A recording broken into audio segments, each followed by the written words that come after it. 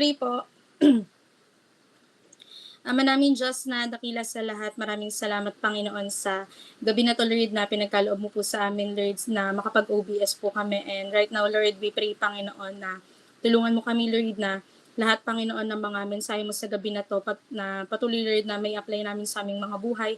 At sa pamamagitan din po nito Lord God, magkaroon kami Lord ng mga tama Lord na pagdidesisyon, tamang mga pag-iisip Panginoon, at lagi kami Lord na bumase Panginoon sa kung ano yung mga kalooban mo Panginoon sa buhay namin. Salamat Lord dahil alam ko Panginoon na yung mga naglaan ng oras sa gabi na to Panginoon, dalangin ko o Diyos na pagpalain mo sila, open mo Lord lahat ng mga spiritual senses namin, nang sa ganun Lord maging madali sa amin Panginoon yung na malaman talaga Panginoon ko ano yung mensahe mo sa gabi na to. Salamat din Lord sa pagtulong mo Lord at sa paggabay mo sa bawat isa Lord sa gabi na to Lord na mga nakarating ng safe sa mga tahanan, Lord, maging yung, kung may mga bumabiyahe pa, Panginoon, ay ikaw, Lord, yung mag-ingat sa kanila. Salamat po sa lahat-lahat, Lord, ng gagawin mo pa sa pangalan ni Jesus. Amen and amen.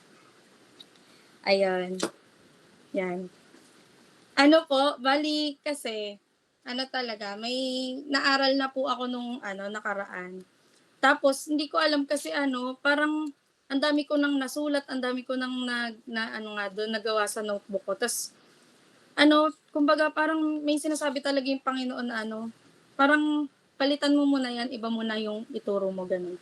Kaya inisip ko baka po talagang, at naniniwala ko na, ito po talaga siguro yung mensahe ng Panginoon sa bawat isa po ngayon, di ba, sa akin o sa kahit na sino pa sa gabi na to ngayon. Dahil alam naman natin na lahat po ng mga uma-attend ngayon, di ba, lahat ng mga nakakarinig ngayong gabi, alam po natin na meron po kasing gagawin yung Panginoon sa mga buhay po natin tsaka mga pangungusap na gagawin. Kaya ang nangyari po is, napa-absent po ako kahapon ng biglaan sa trabaho kasi parang ang rush nga na parang biglang, hala Lord, kailangan ko palitan. Parang napaisip ako na, hindi ko magagawa to kung nasa trabaho ako kasi syempre hindi ako pwedeng magte-text doon.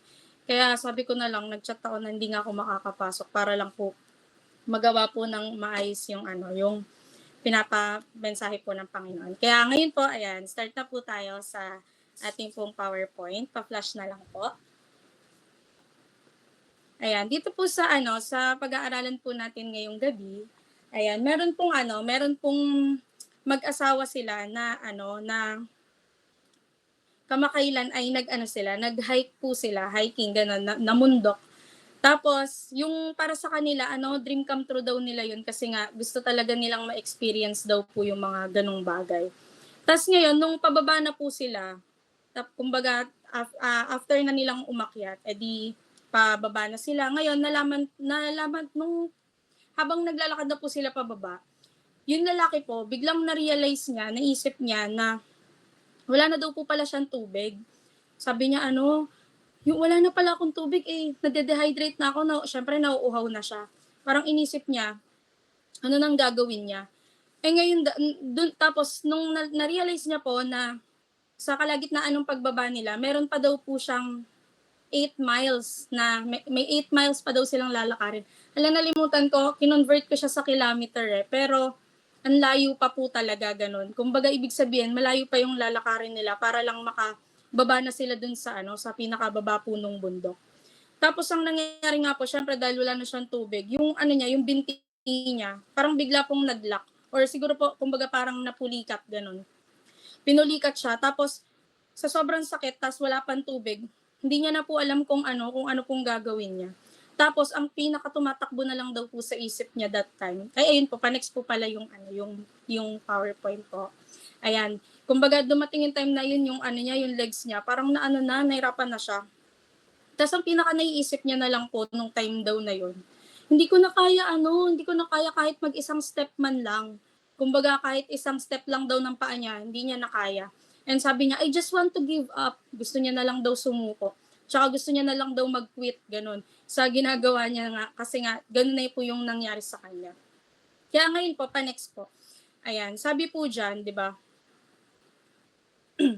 Ayan, kumbaga, pero dahil daw po dun sa nangyari sa kanya, sabi niya, meron daw po siyang natutunan. Sabi niya, in this book, James, dun daw po sa book ng James is, na-encourage daw po siya, nung time daw po na yung church is, nagkakaroon daw po ng parang humaharap daw po 'di ba sa mga persecution and trials. Tapos kumbaga si James po 'di ba nagkataon po na nagbigay po siya doon ng mga instruction on how not to quit when life is hard. Ayun po. Kaya pa-next po.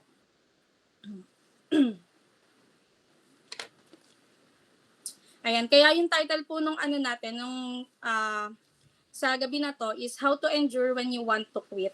Ayan, sabi po diyan sa maliit, 'di ba? Meron po tayong 4 keys na matatagpuan lang po 'yan lahat natin. Ayan, unang-una syempre di na po natin papatagalin. Number 1 daw po is consider it joy. Na kapag tayo daw po, 'di ba? Humaharap daw po tayo sa mga trials ng buhay natin. Sabi po diyan sa James 1:2-4, consider it pure joy, my brothers and sisters, whenever you face trials or many kinds, because you know that the testing of your faith produces perseverance. Let perseverance finish its work so that you may be mature and complete, not lacking anything. Tapos, nilagay ko rin po dyan yung Tagalog para po mas malinamnam. Malinamnam.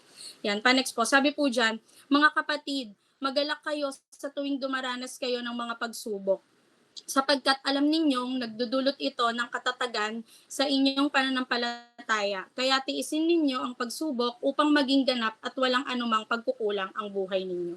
Ayun, kumbaga, 'di ba parang sa verse pa lang po nito, kumbaga nangungusap na po talaga, 'di ba? Yung mga nababasa natin. And pa-next po yung slide.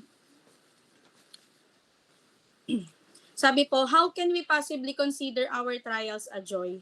Most of the time when we face a difficult situation, we pray that God would remove it, when in reality He wants to use it.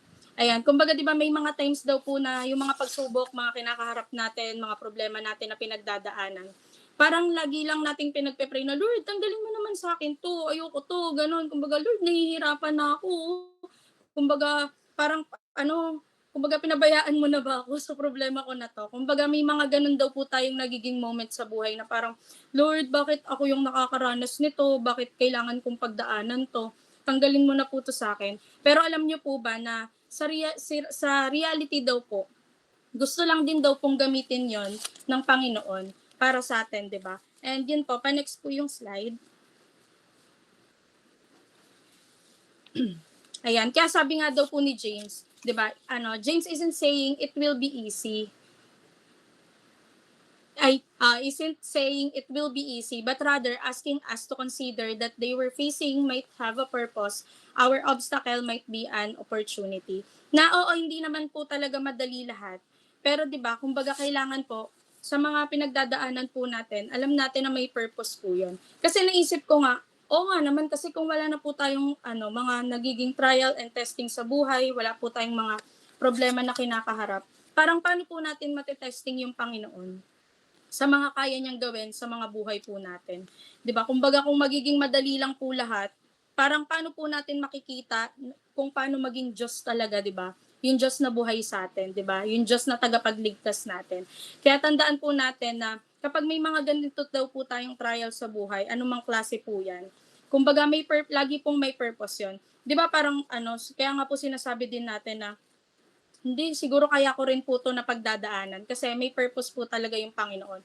Tapos ang ending po nun 'di ba, malalaman natin sa dulo na, na-gets ko na kaya pala pinagdaanan ko 'to kasi ni-ready pala ako ng Panginoon para sa bagay na 'to. Ayun, kumbaga may mga ganun po tayong mga pangyayari at lagi nating isipin nga na kapagka may mga trials tayo, isipin po natin na matatapos din po 'yun, 'di ba? Kaya kailangan lagi lang tayong magalak, 'di ba, sa Panginoon. And pa-next po yung slide. Yan. Tapos sinabi rin po ni James James is trying to help us understand that some things only grow through trials. Na alam niyo po ba na dahil sa mga trials, dito po tayo nag-grow. Kasi kumbaga ako naniniwala po ako doon, naalala ko nga po sa sa mga working, kada maghahanap ng panibagong trabaho, sabihan nung naging interview, bakit ka nag-resign din sa last na trabaho mo? Ang lagi daw common talaga na sinasagot, kasi career growth daw.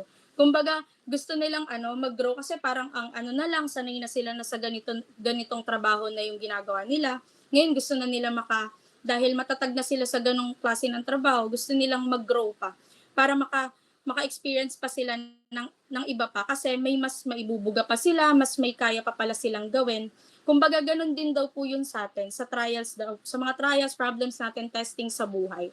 Kumbaga dito po is natututo tayo na dito tayo sa pamamagitan nito, pwede po tayong matulungan nito na mag-grow. Kasi kung wala po tayong mga trial and testing, yun nga, kumbaga, paano tayo lalago? 'Di ba? Paano tayo magiging matatag? Paano tayo magiging strong, 'di ba, sa Panginoon? Kung mga lalamya-lamya lang tayo na sanay na lang tayo na, ay kasi ganito lang yung gusto ko, ganito lang talaga ako, ganon. Kaya kailangan tanggapin po natin yung mga gantong bagay para for us to, yun nga, lumago rin po talaga sa Panginoon. Ayan. And next po,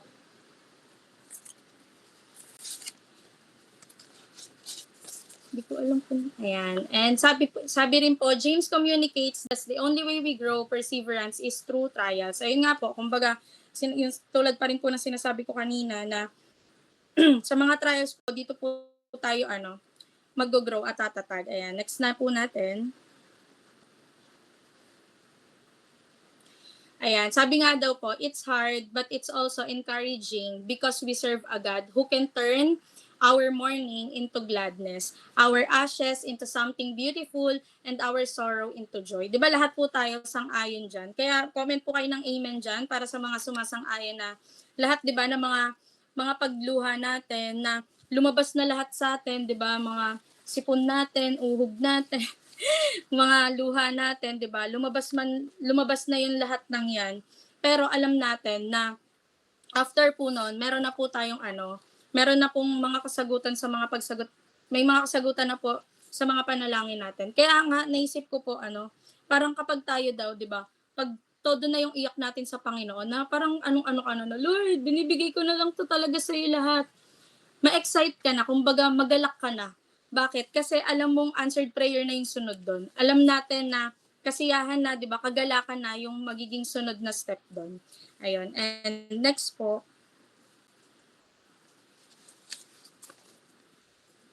ayan, sa number 2 naman po,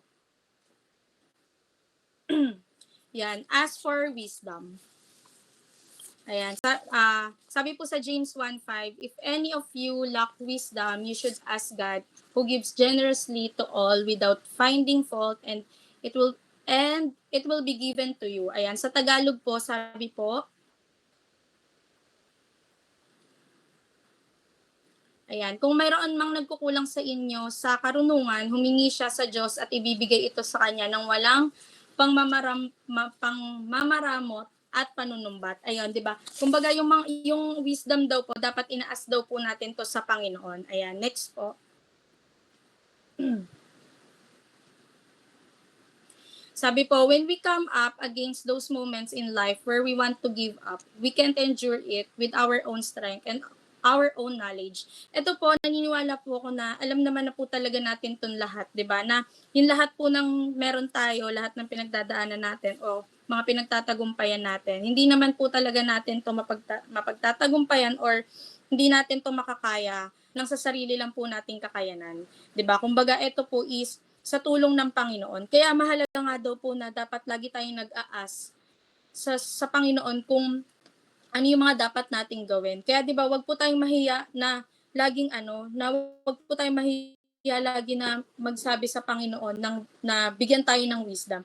Naalala ko kasi sabi ko parang dati kahit nung bago pa ako, lagi ako nagpe-pray noon, Lord, give me wisdom, knowledge, and understanding. Kasi inisip ko habang tumatagal, alam, masyado na ba ako nagiging paulit-ulit na lagi lang ako nagsasabi ng, Lord, bigyan mo ako ng wisdom, knowledge, and understanding. Pero, dapat naman pala talaga. Kasi, syempre, di ba, kumbaga, sa mga nangyayari po, di ba, sa buhay natin, sa araw-araw na hindi naman po natin alam at hindi natin hawak yung mga nangyayari, di ba? O hindi natin alam kung ano talaga yung mga plano, di ba? Pero, excuse me po. Excuse me. Ayan. Pero 'di ba kumbaga yun po yung kailangan na nag-aas po talaga tayo ng wisdom po kay Jesus. Ayan. And next po.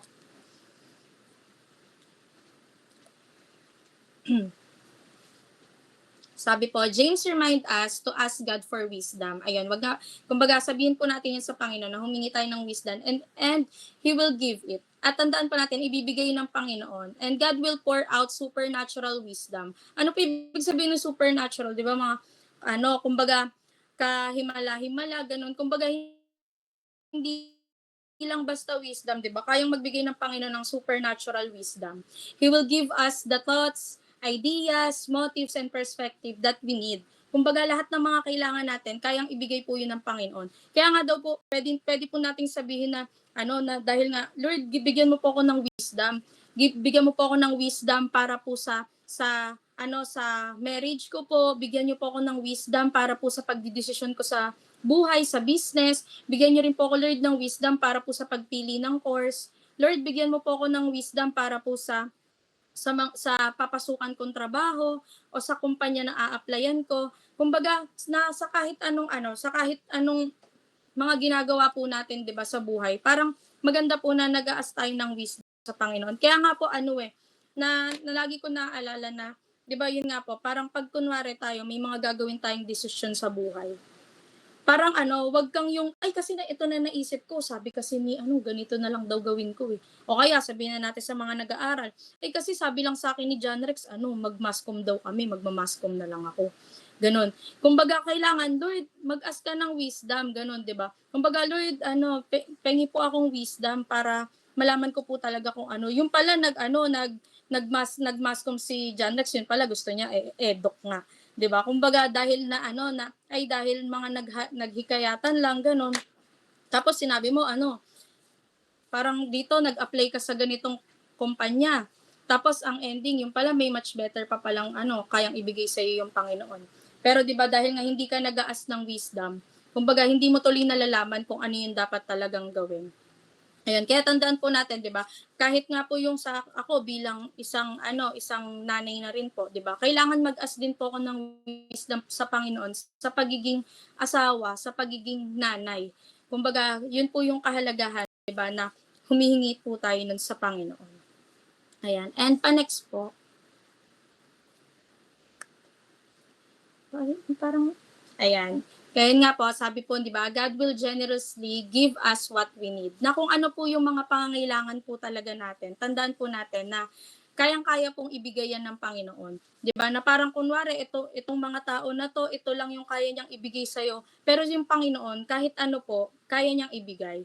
Kunwari, may mga times sa buhay po natin, parang may mga pangangailangan tayo, pero kumbaga may inaasahan tayo sa ganitong tao na ibigay sa'yo.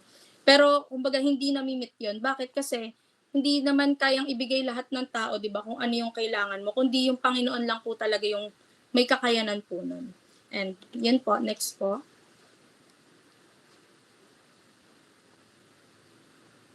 Ayan, and pangatlo naman po, parang ang bilis pala natin. Yan, pangatlo po, sabi po diyan, do not doubt. Ayan, sabi po sa James 1:6-8, but when you ask, you must believe and not doubt. Because the one who doubts is like a wave of the sea.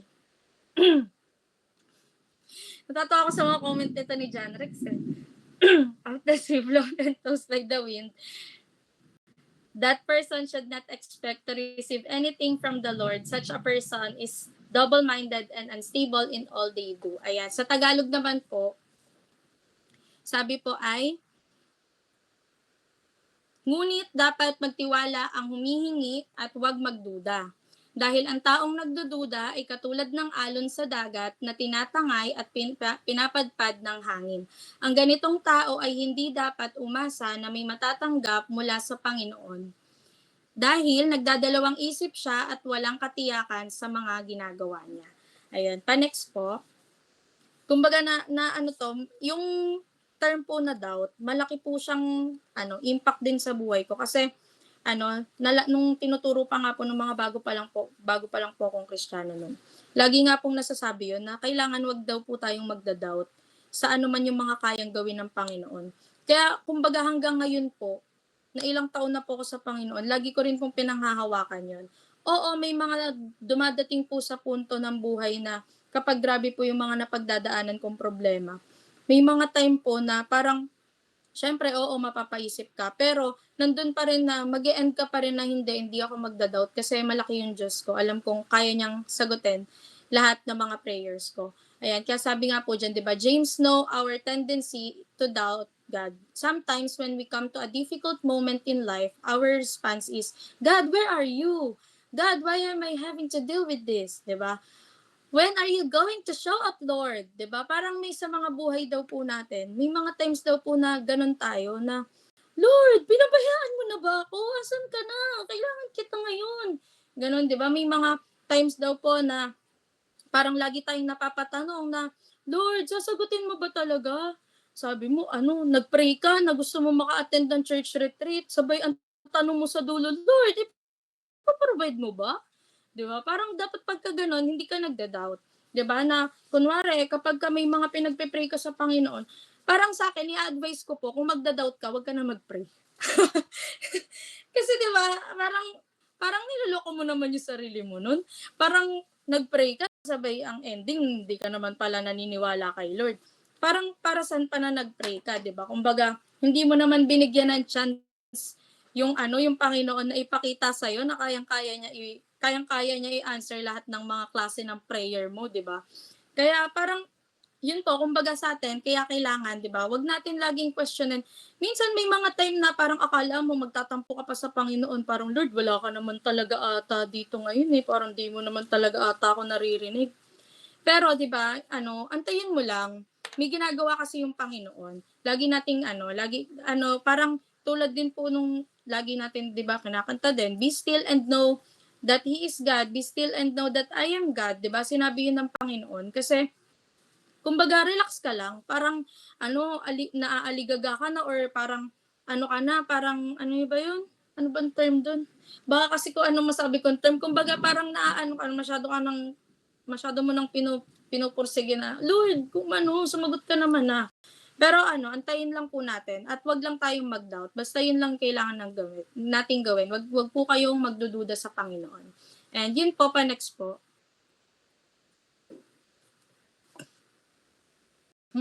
Ayan, kaya sabi po, whatever you are facing, whatever difficulty you might be up against, you have a God in heaven. Lagi natin tatandaan yan.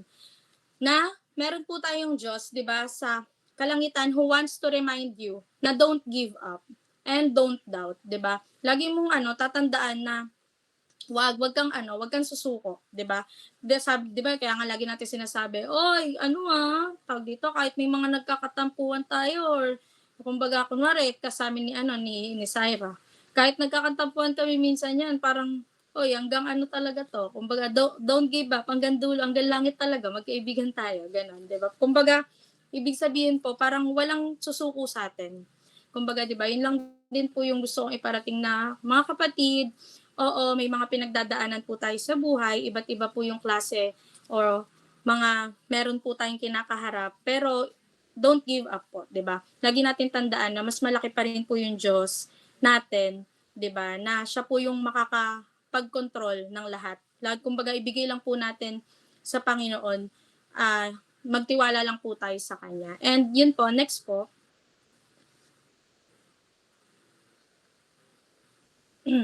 Sabi, continually remind yourself that God is faithful. Nung ano, ang short niya lang po, pero nung nabasa ko po 'to, parang, oo nga Lord, parang grabe sobrang faithful mo naman po talaga sa buhay ko, eh, simula umpisa. Parang nandahil lang ba sa isang para sa'yo pinakamahirap na problema na 'yan, parang dahil lang ba dun gi-give up ka? No, it's a big, big no. 'Di ba? Dahil buhay yung Diyos natin, 'di ba? Alam natin na naging tapat siya hanggang wakas. Lalo nga po ngayon, 'di ba? Parang ang bilis po nung araw, ilang araw na lang, ilang linggo na lang mag-a-anniversary po ulit tayo, 'di ba? Praise God, 'di ba? Ilang taon na po tayo, 11 years. 11 years na po tayo, tama po, no? Ayan, kumbaga, parang dahil doon, naisip ko rin, grabe ang faithful ni Lord sa church. 'Di ba? Nag-start man na tawag dito, Sendalite NHA, naging Magdaong, naging Putatan. Parang nag-iba-iba man yung barangay o yung lugar, 'di ba? Na inano natin, na napuntahan natin. Pero ang hindi po nagbago yung Panginoon kasi naging faithful po siya from the start, 'di ba? Na hanggang ngayon. Ako kumbaga isa po ako sa buhay na patotoo kung gaano ko po nakita na naging faithful po talaga si Lord sa church, maging sa mga buhay ng mga nakakasama ko na rin po before. Kumbaga na kahit nga sa buhay ko po mismo alam ko po kung gaano po naging faithful yung Panginoon sa akin. Na every time na nare-remind po ako doon, kumbaga parang hindi mo ma-explain kung paano mo sasabihin sa Panginoon yung pasasalamat mo. Yun po. Kaya lagi po nating tandaan na faithful po si Lord, 'di ba, sa ating mga buhay. Ayan. Next po. Ayan. Kaya sabi rin po diyan na if you continually remind yourself that God is good, it helps take your eyes of your problems and set them onto God. Ayan. Kumbaga kapag tayo daw po kasi patuloy nating inalala, 'di ba, na si Lord po, 'di ba, God is good, mabuti po yung Diyos natin. Nakakatulong din daw po 'to na ayun nga yung mga problema, 'di ba? Parang kumbaga wag na nating isipin. Kasi ang nangyayari sa atin minsan, mas malaki na yung problema. Na parang feeling mo dadaganan ka na ng problema. Hindi ko na kaya bumangon, hindi ko na kaya 'to. Na parang yung tulad nga po 'di ba nung sa lalaki po kanina na parang grabe, give up na siya. Inisip ko, paano siya makakauwi kung gi-give up siya do'n, 'di ba? Parang paano siya maglalakad uli, buhatin siya ng asawa niya. Pero 'di ba parang kumbaga kumbaga sa atin din po, pagka tayo inisip natin lagi na God is good, 'di ba, all the time, yung mga problema po natin, 'di ba, i-change natin yun na kaysa malaki yung tingin mo sa problema mo, mas malaki yung Diyos mo. 'Di ba? Kumbaga, gaano man kalaki para sa'yo kahit anong sabihin mo sa akin na, "Te, malaki talaga siya." Ay hindi, malaki din talaga yung Diyos mo. Wala nang mas lalaki pa sa Diyos mo, 'di ba? Kumbaga kumbaga sa Diyos natin na kayang gawin ang lahat, 'di ba? Kumbaga para sa ating mga anak niya. And kapag ginawa po natin yon na parang sineset aside natin yung problema natin at mas gusto nating ibigay na lang yun sa Panginoon, magiging maayos po ang lahat. 'Di ba? Kumbaga, magtiwala lang po tayo sa bagay po na ganun. Ayan. And next po, kaya we need to keep encouraging ourselves in the Lord because when we doubt, we're unstable in everything. Ayan, kumbaga kaya kailangan po tayo din mismo encourage mo yung mga sarili natin. Minsan po kasi may mga time na kaya mo namang i-encourage yung sarili mo. Pero ang gagawin mo pa, kailangan ko na mag-encourage sa akin. Ngayon, pag hindi ako na-encourage ng light group ko, gi-give up na ako, suko na ako, ayoko na Lord. Ganon, may mga ganon po kasi tayo minsan, pero hindi natin naaalala na, teka, kaya ko namang i-encourage yung sarili ko sa Panginoon eh. Kumbaga, kumbaga, Risa, kaya mo yan, ano ka ba, marami ka nang napagdaanan, marami ka nang napagtagumpayan. Ganon, kumbaga, minsan, parang, nagiging nagiging maemosyon tayo kasi feeling natin wala namang nag-encourage sa akin, ganon. Walang nag-encourage sa akin, walang parang feeling ko wala man lang tumatapik ng balikat ko. Tapikin mo yung sarili tapikin mo yung sarili mo. Hindi, kumbaga, syempre malaking factor sa atin yung mga tao sa paligid natin na syempre ine-encourage nila tayo, 'di ba? Pero minsan may mga times po kasi na tayo lang din yung makakapag-encourage sa sarili natin. May mga ganun pong bagay Kunwari, inaantay mo i-encourage ka nitong ka-light group mo, di naman pala talaga alam ng light group mo kung ano na yung nangyayari talaga sa'yo na ganito na pala yung pinagdadaanan mo. Ayan, sending topic daw. I topic you guys. Ayan, kumbaga kaya alalahanin po natin, 'di ba, na kahit sa mga sarili natin, kailangan natin i-encourage yung isa't isa pati yung mga sarili po natin. Ayan. Next po.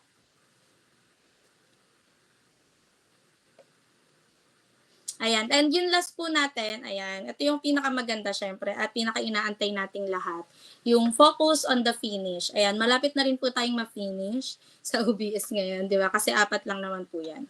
Ayan, sabi po sa James 1:12, "Blessed is the one who perseveres under trial because having stood the test, that person will receive the crown of life that the Lord has promised to those who love Him." Ayan, pa-next po ulit para po sa ating Tagalog. Sabi po ay mapalad ang taong nananatiling matatag O, kaya magpakatatag tayo guys sa kabila, mga kapatid, mga guys, mga kapatid, sa kabila ng mga pagsubok. Dahil pagkatapos niyang mapagtagumpayan ang mga ito na ang pinakainihintay natin. Tatanggapin niya bilang gantimpala ang buhay ng walang hanggan na ipinangako ng Diyos sa mga nagmamahal sa Kanya. Siyempre, ito talaga yung inaantay natin. Ano yung tawag doon? The long wait is over. Ganon. Kumbaga, dadating yung time na alam natin, di ba, na yung Panginoon, di ba, makakasama natin siya. Kasi, biruin nyo, sige, pag gumive up kayo, walang see you in heaven talaga. Kaya, mga kapatid, walang susuko sa atin. Kapit-kapit tayo. Di ba, sabi nga ni Pastor? Iyak lang saglit, tas sabay pag afternoon, okay na ulit. Sige, kaya yung mga iiyak dyan, iyak lang tayo, pero after nyan, tuloy na ulit tayo. Walang magkukwit. I-screenshot ko lahat ng mga pangalan na nandito, ha? Para talagang iisa-isahin ko kayo, walang give up, ha? Ayan, next slide po. Tatandaan ko mga umattend kayo. Ayan, sabi, iyak saglit, pero tuloy lang. Ayan. Yan, sabi po, James not only tell us there is purpose in our pain, but there's a promise. 'Di ba? Anong promise ng Panginoon, 'di ba? On the other side of persecution, and if we can learn to focus on the finish and remain steadfast in every trial, God promised us the crown of life. Ayun, tandaan natin na gaano man umiiyak ako, share ko lang. Totoo ba, John Rex? Parang iba yung mukhang nai-imagine ko sa'yo. Ayan. Pero yun nga po, 'di ba? Kumbaga, lagi po natin tatandaan na sa lahat po ng mga pinagdadaanan natin, pinagtatagumpayan natin, tandaan po natin na sa finish line po, nandun po si Lord na nag-aantay po sa atin. Kumbaga, lagi nating tatandaan na tayo po, 'di ba? Isipin mo si Jesus nasa harap mo, inaantay ka niya, naka-open arms para yakapin ka. 'Di ba? Tapos sasabihin niya sa iyo, "Well done, good and faithful servant. Enter now into the joy of the Lord." 'Di ba? Kumbaga, gaano po kasarap sa feeling, gaano po kasarap sa pakiramdam, gaano po nakakataba ng puso na kapag tayo po is hindi sumuko, hindi tayo nag-give up, hindi tayo nag-quit, hindi tayo tumigil, 'di ba? Sa paglilingkod natin at sa ginagawa natin, 'di ba, para sa Panginoon, na makikita naman talaga natin at alam natin na dadating yung time na makakasama na natin siya sa kaharian niya, 'di ba? Ayun po. And pa-next po, ay parang yan lang ata yung daan ata. Ayan, kaya conclusion na po tayo. Ayan, yung mga kung sakali pong mabitin kayo, pwede po kayong mag-pray after nito sa mga tahanan.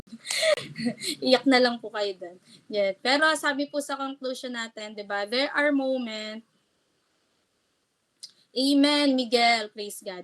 Ayan, sabi po, there are moments in life when we're going to want to quit. Those moments are an opportunity for us to demonstrate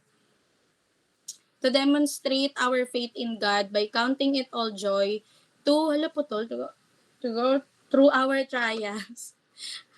Parang putol pala. And we can, alam niyo po ba, sinearch ko pa sa Google kung ano po yung tamang pagbasa dyan. Sabi po sis. Ang arte ng Google, pero yan, the opportunity to ask God for me. Ha? Ano po? Sis. Yon, sis, ganon. Yun tapos, yung kapatid na babae. Sis. Sis. Size. Ba dyan, Rex? Ayan, God for wisdom, resist doubt, and focus on the finish. And parang kumbaga yung sa conclusion po natin, di ba? Pinagsama-sama po yung apat na key. Andyan, nabanggit dyan yung joy, di ba? Tapos nabanggit po dyan yung wisdom, tapos i-resist daw po yung doubt, di ba? And mag-focus po tayo dun sa finish, di ba? Na na kumbaga alam natin na nandun talaga nag-aantay yung Panginoon. And pa-next po nung slide. Ayan, may artista po kasi akong friend na minodel dyan. Pero yung model ko po dyan ngayon, hindi po siya yung yung kwento doon sa una. Kinuha ko lang yung picture niya. Hindi siya yung may asawa. Kumbaga natuwa lang ako sa picture niya dyan. Ayan, sabi po dyan, nagpaalam naman ako sa kanya na ilalagay ko siya dyan.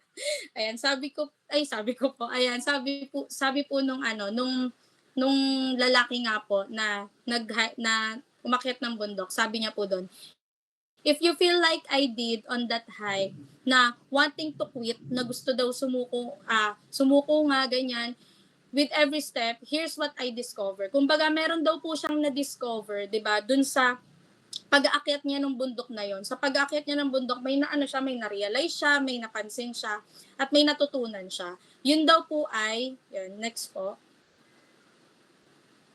The harder the climb, the more beautiful the view from the top. Yun po, parang 'di ba ang ganda po nun, na parang ibig sabihin kung isasabuhay po natin siya, the more na mas mahirap po yung napagdadaanan natin, napagtatagumpayan natin, mas mahirap yung mga nagiging problema natin, trials o ano man yung mga nangyayari sa atin sa buhay natin, the more beautiful po yung magiging answered prayer. Amen po ba? Kasi kumbaga, oo nga no, naisip ko, sa una nga naman, pag umakyat ka nga naman ng bundok, ano ba, ang tagal naman, hindi, wala pa ba to? Hindi pa ba ito yung pinakatuktok? Pero pagdating mo po doon, 'di ba, sa pinakatuktok, doon ka mapapasabi na, wow, grabe, ang ganda.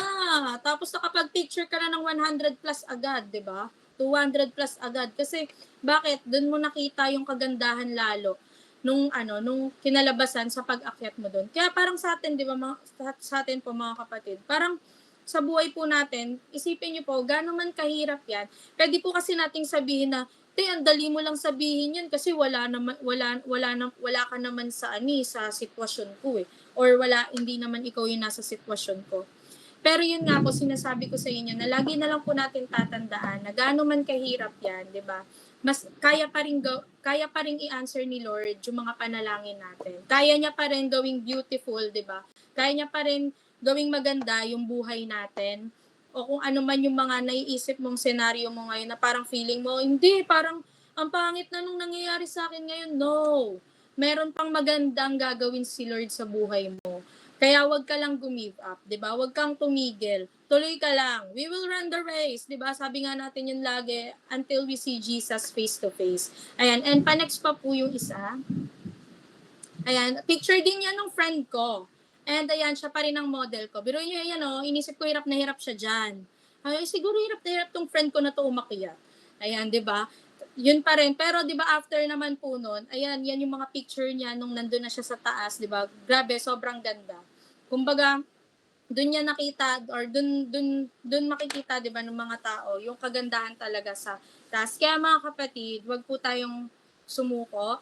Don't give up, don't quit. Magpatuloy lang po tayo sa Panginoon. Lagi lang po natin panghawakan na sa finish line, 'di ba? Lahat tayo matatapos, magwawagi, lahat tayo, 'di ba? Kumbaga, mananalo tayo at makakasama po natin si Lord. Kaya yun lamang po. Praise God. And